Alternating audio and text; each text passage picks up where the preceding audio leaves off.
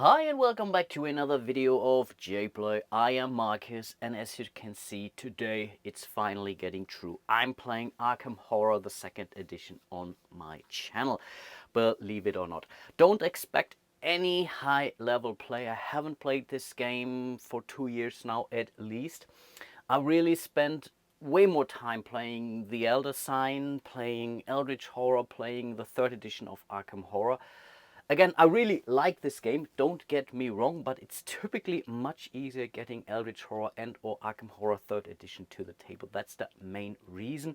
That's also the reason why I'm not playing with any expansions other than bits and pieces from the Dunwich Horror. You may also see some stuff from Kingsport. So I'm definitely playing with the limit of 11 allies, for example. I also play with the injuries and madness cards. I also have basically the majority of monsters and investigators in the mix here. I already did the setup here. And I'm also not going to really explain the game. I'm pretty sure most of you know the game. Maybe I will explain some of the things when they happen for the first time, but I really try to speed things up on this one here. And yeah, that's basically a 3-player setup. I know you should never play with an odd number of players, but I felt that 2 was too small, 4 was too much for me to handle, so I still decided to go with 3 investigators in this case. And I also decided to play against Azathoth. The absolute destruction. If Azathoth awakens, the game is over and the investigators lose. And that's also mainly because, again, I want to keep things crisp for my first run for here. I may really consider doing another playthrough of this. I believe I played the 3rd edition at least 2 times on my channel, maybe even 3 times, cannot quite remember. So I may also want to get back to the 2nd edition if things go well. And I'm really counting on you guys to help me through the game. Again, I will be no match to Paul's amazing Catweasel Paul, that is amazing playthroughs of Arkham Horror the 2nd edition. Rest assured, he really does these things. It's such a pleasure to watch this guy play Arkham Horror the 2nd edition on his channel. Same is true for Eldritch Horror, of course. But yeah, I will still try it, and let's see how things go. In respect to the investigators, I really did things completely random. I rolled a hell of a lot of dice and did some cuts and whatnot, but in the end I ended up with Bob Jenkins, the salesman here. He starts with basically these 2 unique items, the Dragon's Eye, the Brazier of Souls. Then he has the handcuffs, the Director's Diary, and for his skill he has the Mental Fortitude. I think that's not bad. He's starting with $8, which is not bad in this game. Ultimately, his special ability, the Shrewd Dealer, whenever Bob draws 1 or more cards from the common item deck, he draws 1 extra and discards 1 of the cards, so he basically gets to choose. As for the 2nd investigator tonight, we have Sister Mary with us. There's really a ton of investigators in basically all Eldritch Horror, Mansions of Madness, you name it. But for whatever reason, and I really always do these things randomly, I'm assigning these characters, and Sister Mary is almost always part of the team. I don't know what happens here. Maybe it's godly intervention. I don't know, but she's more or less always there.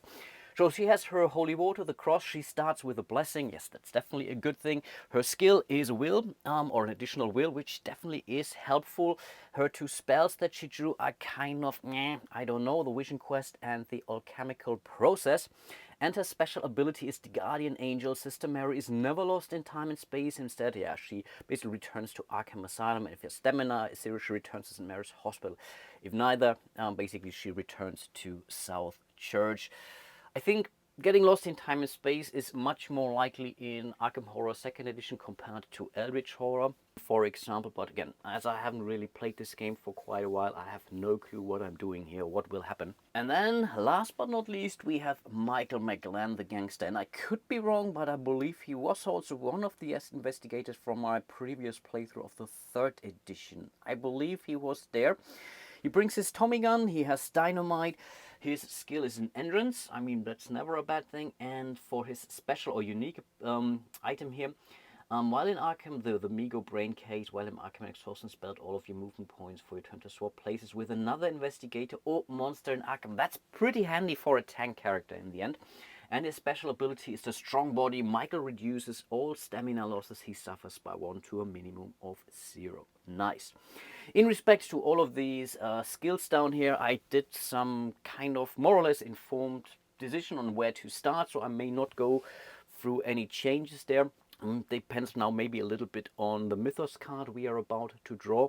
And I think with that being said, we should be pretty much good to go. All our investigators are at their starting locations. Sister Mary here at South Church. Here we have Michael at Mars Boarding House, and Bob Jenkins is here at the general store.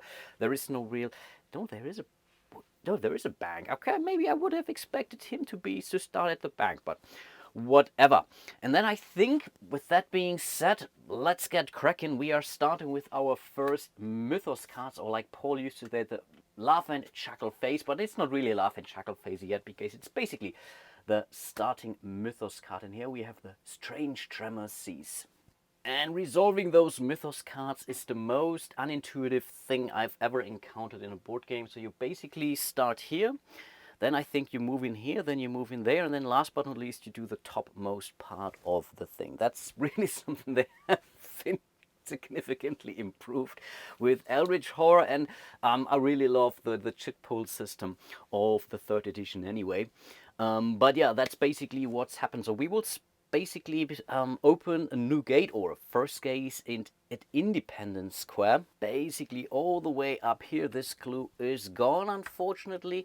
So we basically have found our path to another dimension. It's a +0, so that's already a good start.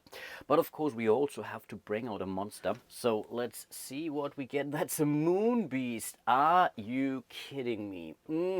Okay, that's a very, very nasty one. Any investigator knocked unconscious or driven insane by moon beast is devoured instead. Isn't that lovely? Toughness is 3. It's really tough to beat here. Does a lot of damage. Yeah, that's really not a great start, but I think, yeah, it's relatively easy to evade. That's at least something. So we might still be able to, yeah, close that gate sooner or later. And as we have basically opened a new gate, we have to place our very first doom marker here on Azathos. Yeah, I think I should have mentioned the worshippers here, but they really don't do a lot. Basically, the maniacs have their toughness increased by 1. So let's hope we are not seeing that many maniacs in this playthrough. Yeah, let's move back to the mythos card. Next, I believe we are doing this. We are bringing out a new clue at the unnameable. Basically here, can we get there? Can we get there? Maybe Bob can get there. I mean, getting 2 clues early in the game is never a bad thing. Then we are resolving the movement here. We have this diagonal line, and this means the moon beast will move across the red line here into the downtown area. Right now we are still okay. That's really a tough one, but again, we can evade it relatively, let's say, easily, I would think. And those were basically all the normal things that are happening on this mythos card. Last but not least, we are dealing with Strange Tremor Seas. Alcathonians and Doles in Arkham are returned to the cup. If at least one monster returns to the cup, raise the terror level by 1. Are you kidding me? No, but that's not gonna happen because there aren't any Chthonians or Doles in Arkham yet, so we can basically get rid of our first mythos card and yeah, start the game. Bob is our starting player for this round. That's basically my very, very lame starting player token. I don't even know if there is one that comes with the game. I really don't know. I'm pretty sure there are a lot of tokens that we could use. Yes, there is one actually. I think that's the one. So we have something better than my, lame little wooden what is it, cylinder actually. And what are we going to do? I think we only need 3 speed. So I'm basically thinking now we are moving into the upkeep phase. So, and do I want to change any of this? I like my speed because we need 3. Lore and luck at a 2. I think that's also not bad. I'm pretty sure folks like Paul, they know which skill they need to up when they move to a certain location in order to prep them for the encounters, but again, I have no clue actually. And fight and will, I think that's also okay, I guess. I really must not forget my abilities and my things, my items, but I think right now there's nothing we have to do there. I also need to check if we want to do stuff with Sister Mary and or Michael. As I only need 2 speed for Sister Mary, I may, and she has a focus of 1, which means I can move one of these ticks or one of these markers here, 1 tick left or right. So I think let's reduce our speed and by that increase our sneak value. Yeah, let's do that. And let's hope we are not going to fight with her. And that's a very, very tactical thing, actually, almost a strategic thing, this whole focus thing in respect to how you set your abilities here around depending on what you're up to. I think that's really something which I definitely do like in this game, but also doesn't make the game necessarily easier unless you really know the game pretty well. And let's have a look at Michael's abilities, and honestly, yeah, I think he also needs a speed of 3 at least, and I think we definitely want to pick up some clues with all of those.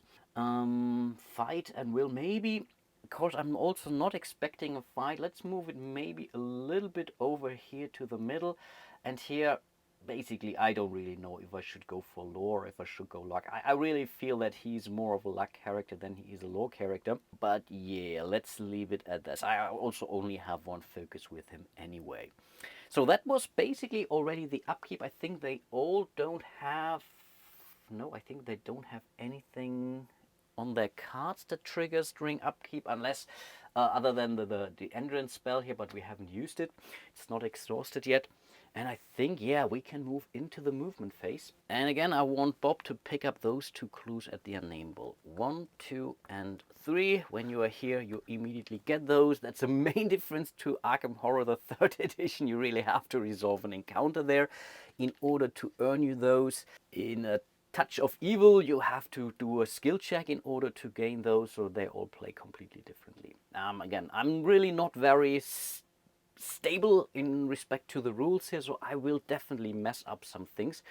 So that's why I think I will keep it slow for today and only do one turn or 1 round here, just to see how things go. And then, yeah, as of the next video, I really hope that everything will refresh. But I think that's basically the end of the movement for Bob. Then we have Sister Mary. She has 2 movement, right? Yes, so she wants to move 1, 2. She will pick up this clue over here. And in this version of the game, you need those clue tokens to seal those locations so that basically gates cannot burst. And that's basically one of your win conditions. You either get rid of all of the gates in Arkham, which is definitely challenging, or you are sealing a lot of these, I think it's 6 locations in order to immediately win the game. That's also a very nice thing here. And yeah, I'm not playing with the gate bursts here from the Dunwich Horror expansion, because this is really, it feels frustrating when these things open up. And as I'm really not trained enough, I think I don't stand a chance anyway. Then we are moving Michael McLean, last but not least. 1, 2, 3 movement, right? Yes, so he will also grab this clue. And that's basically already the end of the movement phase. And that's also something which is very strange when I read the rules again in Eldritch Horror, in Arkham Horror 3rd edition. You really have all these actions that you do: focus actions, move actions, gain tickets, train tickets, ship tickets, and whatnot. Here you simply move. And everything else will basically happen in these encounters here, or maybe you will fight along the way. But that's something that you don't really need to spend an action on. It simply happens, and hopefully you are surviving. Basically it. And yeah, that's basically it. Let's move to the, I think it's the Arkham encounter. No one is in the other world anyway, so we can directly start with the adventures of Bob Jenkins here at the Unnameable. So let's see what we get. The Unnameable. You pass a strange house and find yourself face to face with a foreign man with a penetrating gaze. If you have any exhibit items, or your will is 2 or lower. What is my will? My will is 4. It's not lower, no. He seems to approve of your simpering manner, and he introduces himself as Doctor. Take his ally card. Oh, if you have any exhibit items. Let me think about that. No, I don't have any exhibit items, I believe.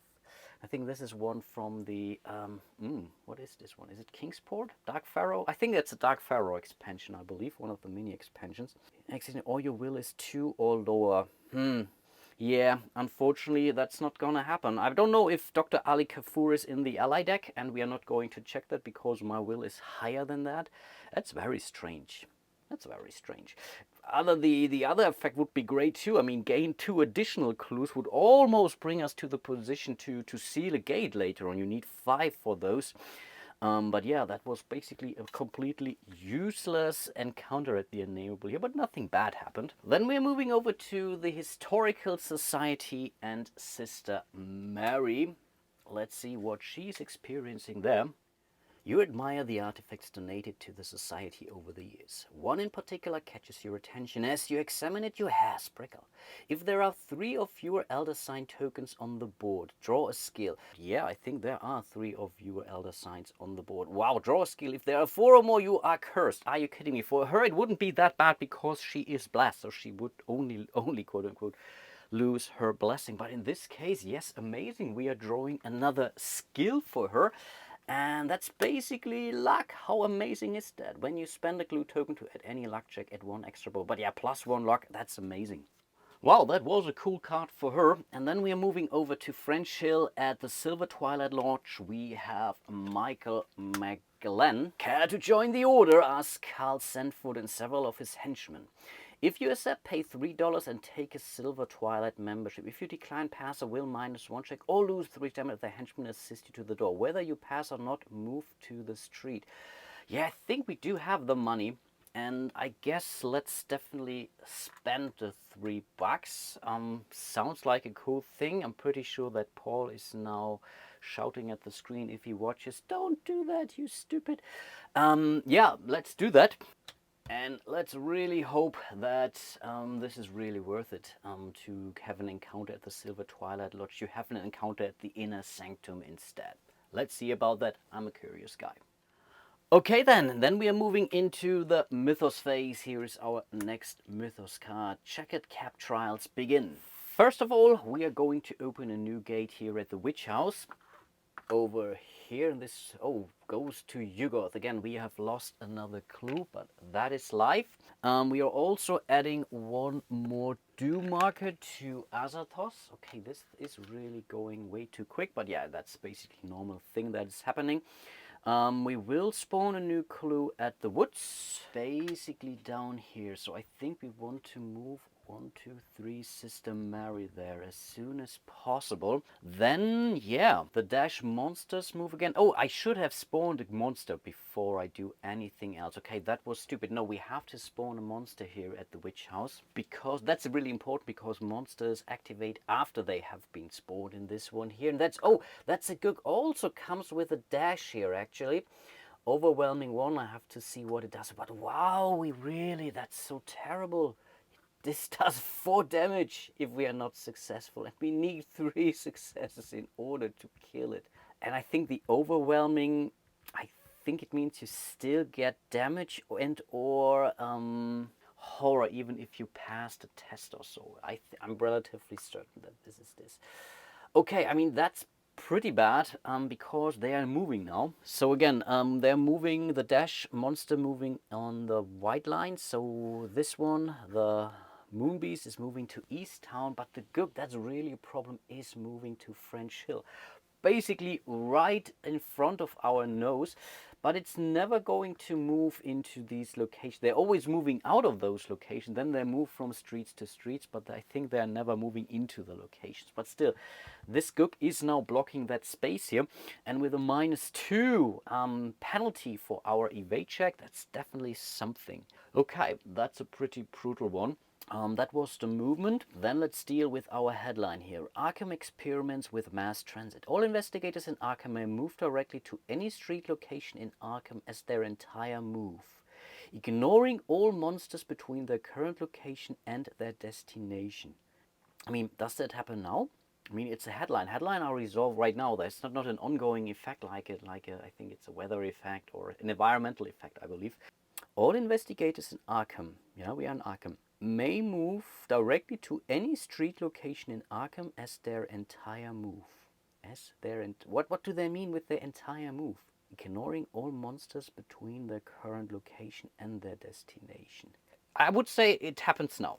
it's not an environmental effect. It's nothing that will stay as an effect that I can continue to move. I think this happens right now. But what does this as their entire move? As their entire move, ignoring all monsters between their current location and their destination. I mean, that's perfect, because it would definitely mean I can move out here on French Hill and move, I don't know, maybe up to Rivertown, for example, or I don't know, maybe here to Uptown down there, because we have some more clues over there. But it's really important getting this fella out here. On the other hand, he's our tank. So who else than him would be able to defeat this Gug here? And maybe that's what we should do. I mean, he has the dynamite, he has the Tommy gun, basically 6 to the combat check. I think we can even up it. So I think overall he's in a good shape defeating that Gug. So don't get me wrong. But again, I'm still not sure when this happens, as their entire move. To me, it sounds like this is happening at the start of the next movement phase, basically, that you can do that during your next turn. But that would be your entire move, meaning you're not able then to move whatever from that street space into a location. And if everyone does it right now, then obviously, yeah, we are not doing any encounters, which could be both good and bad. And we are also not collecting any clues, and that's really what you need to do in this game here. But okay, that's basically it. I will not move them right now. I will leave everyone where they are, and then really moving with their next action. Then again, I could still do that as part of this turn. Nothing else would happen. It was a very strange first round because there was no fighting. There were not a single die to roll. That's really weird. And I really have these awesome dice by Patrice, but I will be able to show these to you in my next video. And then I'm really promising to do at least 2 or maybe even 3 rounds, depending on how things go. I feel this game may even move a little bit faster than the others, because there are not a ton of different actions you're doing. You're moving somewhere, you're picking up some clues, you're fighting in between, and then you're resolving encounters. So that's definitely something. But also, of course, it's not a short game, obviously. And yeah, that's basically the end of my very first video or episode of my playthrough of Arkham Horror, the 2nd edition. A huge shout out to all of my patrons and channel members out there. And in case you have missed this, there is currently another giveaway going on. It's still, I think, for another at least 10 days or so, depending on when you watch it, you can win a copy of a game. So check out basically the video before this one here. Basically my second playthrough of Dungeons, Dice and Danger, and there you can basically win a copy of that. And yeah, totally independent of if you are a patron or channel member or whatnot, this is really for everyone. But of course, I would appreciate if you could consider joining me on Patreon or joining me here on YouTube directly. Really would appreciate that a lot. And with that being said, hope to see you soon in one of my other videos, maybe my second part of Arkham Horror here. And yeah, until then, bye bye.